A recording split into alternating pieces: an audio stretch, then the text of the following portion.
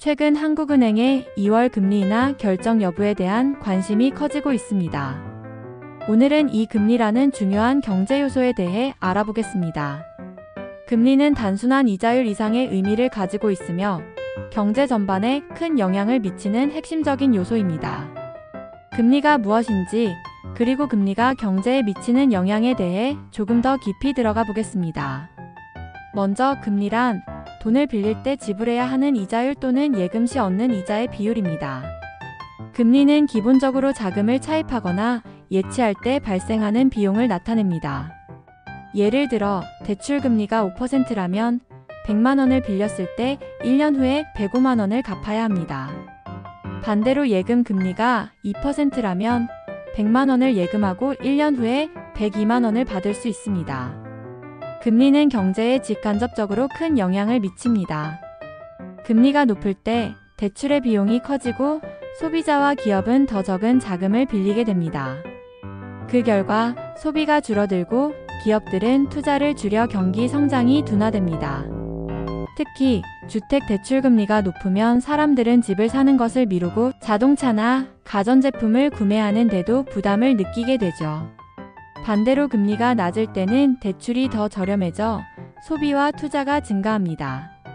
예를 들어 금리가 낮으면 사람들이 대출을 받아 집을 구매하거나 기업들이 설비 투자를 늘리는 경향이 생깁니다.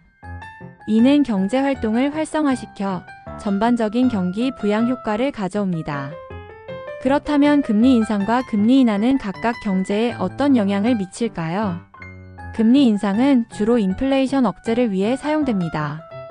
인플레이션이 과도하게 발생하면 중앙은행은 금리를 높여 소비와 투자를 억제하려고 합니다. 대출 비용이 커지면 사람들은 대출을 덜 받게 되고 그로 인해 소비와 투자도 감소하게 됩니다. 결과적으로 물가 상승을 억제하면서 경제의 과열을 방지할 수 있습니다. 예를 들어 1980년대 초 미국에서는 고금리를 통해 높은 인플레이션을 성공적으로 통제할 수 있었습니다. 반면 금리 인하는 경기 침체나 불황을 극복하기 위한 조치입니다. 금리를 낮추면 대출이 쉬워지고 기업과 소비자는 자금을 더 쉽게 차입할 수 있게 됩니다. 이는 소비와 투자를 촉진시켜 경제 회복을 돕습니다. 예를 들어 2008년 글로벌 금융위기 이후 세계 각국의 중앙은행들은 금리를 대폭 인하해 경기 부양을 시도했습니다. 금리는 경기 주기에 따라 다르게 작용합니다. 경제가 과열되면 금리가 인상되어 소비와 투자를 억제하고 반대로 경제가 침체되면 금리를 인하해 소비와 투자를 촉진하려고 합니다. 중앙은행은 이처럼 금리를 통해 경제를 조정하고 균형을 맞추려 합니다. 이 과정에서 중요한 점은 기준금리입니다. 기준금리는 중앙은행이 다른 은행에 대출할 때 적용하는 금리로 시장금리의 기준 역할을 합니다. 중앙은행이 기준금리를 높이면 시장의 대출금리가 전반적으로 올라가고 반대로 기준금리를 낮추면 시장금리도 낮아집니다. 예를 들어 금리가 3%에서 5%로 오르면 주택 대출금리가 상승하고 사람들이 새로운 집을 구매하기 위해 대출을 받는데 부담을 느끼게 됩니다. 이때 집을 사려던 사람들이 소비를 줄이고 주택시장의 활력이 떨어질 수 있습니다.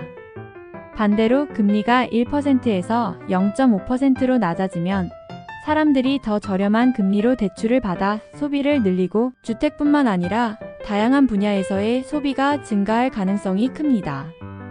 기업들도 금리가 낮아지면 더 많은 자금을 대출해 사업을 확장하거나 새로운 프로젝트를 시작할 수 있습니다. 결국 금리는 단순한 금융지표가 아니라 경제의 핵심적인 조정 도구입니다.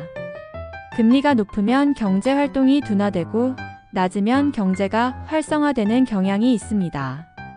중앙은행은 금리를 통해 경제를 안정시키고 소비자와 기업의 행동을 유도하여 국가 경제를 관리하고 있습니다. 경제 상황에 따라 조정되는 금리 변화가 일상생활에 큰 영향을 미치게 되는 것입니다. 지금까지 금리와 그것이 경제에 미치는 영향에 대해 알아봤습니다. 이 정보가 경제를 이해하는 데 도움이 되셨길 바랍니다. 감사합니다.